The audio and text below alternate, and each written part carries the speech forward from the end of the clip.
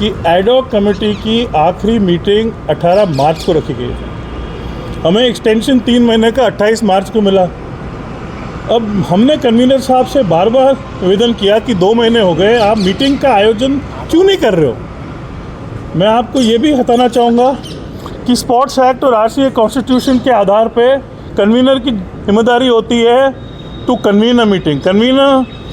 Meeting का क्या मतलब हुआ कि सारे सदस्यों को साथ लेके आना, लेकिन उनके पास एक्टिंग प्रेसिडेंट के पावर नहीं है, वो अकेले निर्णय नहीं ले सकते हैं। हम 6 मेंबर हैं, quorum of the meeting meet होनी चाहिए, 4 मेंबर की मेजॉरिटी के साथ ही निर्णय लिए जा सकते हैं।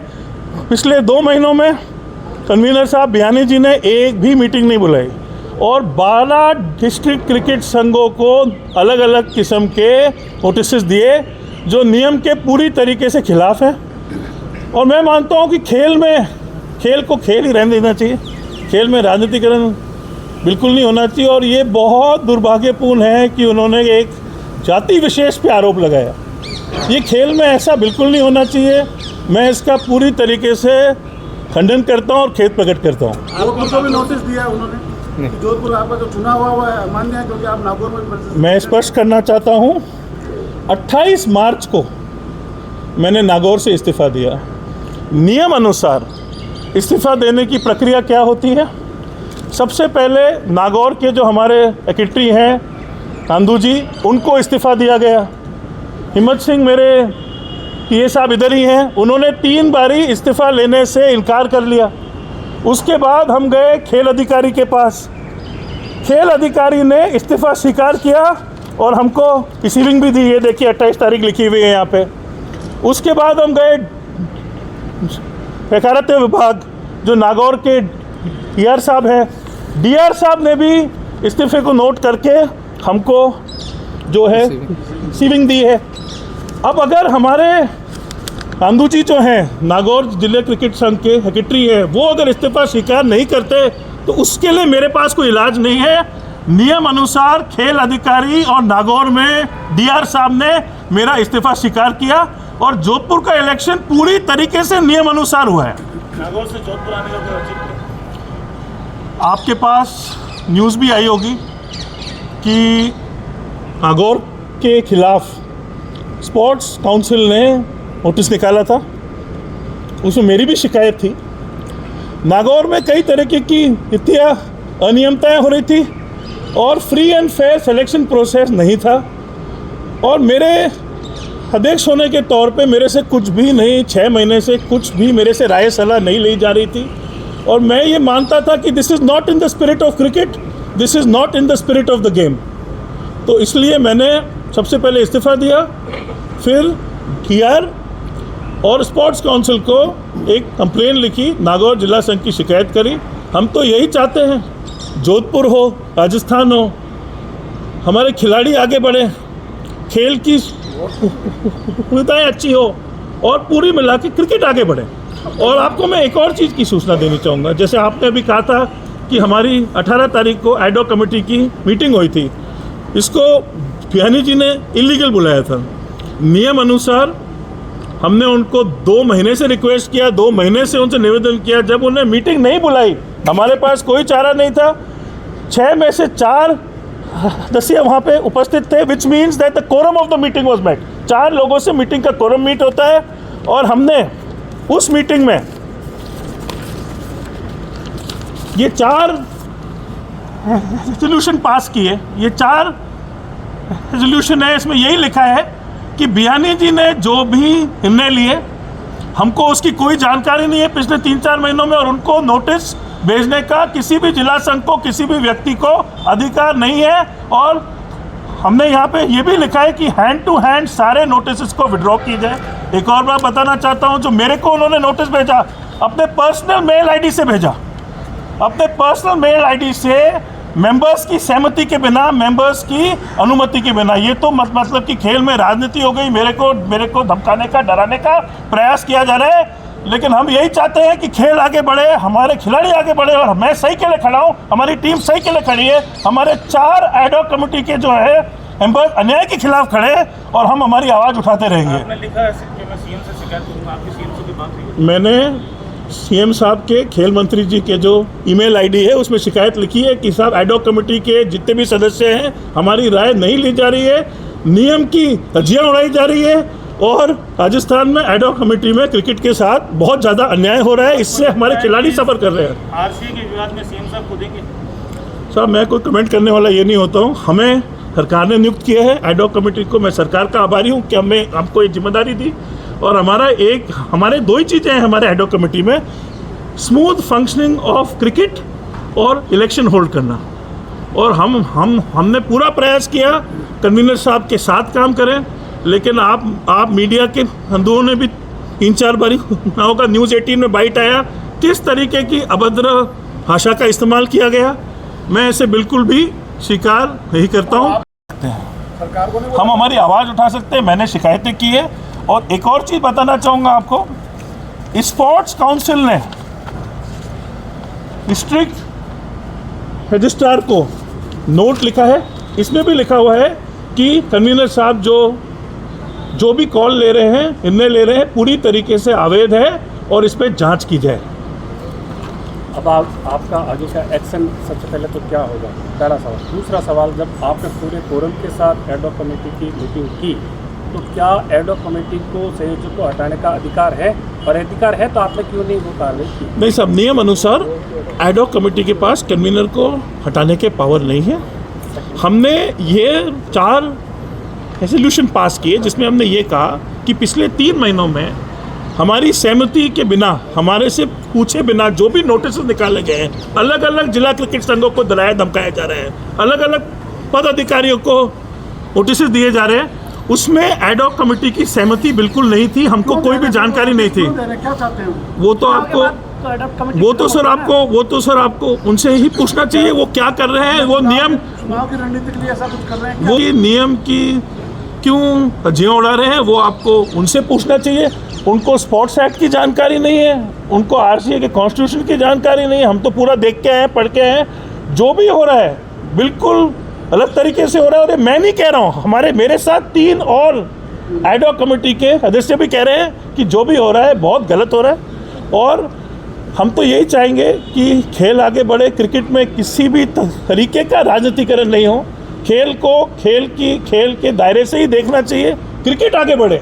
हम सबके यही मंशा है। राज्यवर्धन राठौड़ हैं, आपकी विचारधारा के वो मंत्री है, सरकार है, कन्वीनर भी सरकार ने नियुक्त किया है, तो उनसे आपकी बात नहीं हो रही साहब ये व्यवस्था खराब हो रही है, खेल में राजनीति हो रही है, राजनीति में खेल हो रहा है? जैसे कि मैंने आपको बताया, मैंने मुख्यमंत्री साहब और हमारे माननीय खेल मंत्री साहब की आईडी पे, मेल आईडी पे मैंने कल ही मेल किया है। और मैंने जो भी हमारी जो समस्याएं हैं, जो भी अनियमितताएं हो रही है, जो भी नियम की धज्जियां उड़ाई जा रही है, वो मैंने पूरा डिटेल में लिख के भेजा है। रिस्पॉन्स साहब आजकल में आने की संभावना है, रिस्पॉन्स अवश्य आएगा, अवश्य। मैं पूरा प्रयास करूंगा कि मैं समय भी लूँ और हम सब चारों एडॉक कमेटी के सदस्य वहाँ जाके हमारी बात रखें। और मैं आपसे ये पूछना चाहता हूँ, हम क्या गलत कर रहे हैं? स्पोर्ट्स एक्ट का उल्लंघन हो रहा है, आरसीए के कॉन्स्टिट्यूशन का उल्लंघन हो रहा है, एडॉक कमेटी को कन्वीनर साहब ने मजाक बन के रखा है। अब मैं आपको बताता हूँ, मेरे को कहा गया है कि 6 बजे तक आपको नोटिस का जवाब देना है। मैंने अभी 1 घंटे पहले सोशल मीडिया पे पोस्ट करी थी, डीआर का रिसीविंग लेटर, खेल अधिकारी का रिसीविंग लेटर, और मैंने साफ ये लिखा था कि जब बियानी जी को मेरे को नोटिस देने का अधिकार नहीं है, जब वो नियम तोड़ रहे हैं, तो मैं जवाब क्यों दूंगा? और मैं आपको ये भी बताना चाहता हूँ कि 6:30-7 बजे तक वो मेरे खिलाफ मेरे को डिस्क्वालीफाई करने का नोटिस निकालेंगे अभी। लेकिन मैं ये पूछना चाहता हूँ कि बियानी जी के पास कहाँ से अधिकार है? फिर मैं स्पष्ट करना चाहता हूँ, सिर्फ स्पोर्ट्स काउंसिल और सहकारिता विभाग के पास किसी भी इलेक्शन, किसी भी जिला क्रिकेट संघ की जांच या किसी की व्यक्तिगत जांच करने का सिर्फ इन 2 अथॉरिटीज़ को पावर है। तो अब आगे की आपकी रणनीति क्या होगी? 4 जिलों के जो एडॉक कमेटी के मेंबर हैं उन्होंने मीटिंग की, इसके बाद सभी को नोटिस मिला है, नोटिस में अब मान्यता रद्द करने तक की कार्रवाई हो चुकी है, पाली के बाद जोधपुर का नंबर आने वाला। अब आप लोगों की आगे की रणनीति क्या है? सर, मान्यता रद्द हो ही नहीं सकती क्योंकि कन्वीनर साहब के पास पावर और अथॉरिटी ही नहीं है। कौन सा नियम स्पोर्ट्स एक्ट में, आरसीए के कॉन्स्टिट्यूशन में कहता है कि एडॉक कमेटी के कन्वीनर किसी भी जिला क्रिकेट संघ की या किसी भी व्यक्ति की मान्यता रद्द कर सकते हैं? अब ये तो एक तरीके से झांकी हो चुका है। मैं मेरे पर्सनल इंटरनेट में जो मन मर्जी है लिख दूं, आप उसको स्वीकार थोड़ी करेंगे। साहब हमको कोर्ट में जाने की आवश्यकता ही नहीं है, क्योंकि ये बिल्कुल इलीगल है। मतलब कि मैंने 11-12 उनके सर्कुलर देखे, नोटिस देखे, मुझे तो देख के हंसी आ गई कि ये किस आधार में लिखे हैं, किस आधार पर लिखे हैं। स्पोर्ट्स एक्ट के कौन से नियम के अनुसार लिखे हैं ये तो मेरे को समझ नहीं आ रहा है। जैसे सोशल मीडिया पर भी थोड़ी देर 2 घंटे पहले जो पोस्ट की, इस बारे में नामजू जी का कहना है कि हमने तो इस्तीफा इनका स्वीकार ही नहीं किया और जोधपुर के अध्यक्ष बन गए। मैं ये स्पष्ट करना चाहता हूँ कि मेरा स्पोर्ट्स काउंसिल और डीआर ने इस्तीफा स्वीकार किया। नांदू जी को इस्तीफा दिया, उन्होंने स्वीकार नहीं किया, तो उनके स्वीकार करने से क्या होता है। अगर आप कहीं जॉब कर रहे हो, आप किसी संस्था में हो, आपको अगर वहाँ पे नहीं रहना, तो नांदू जी कोई अनाशा तो है नहीं कि वो मेरे को कहेंगे आपको रहना पड़ेगा।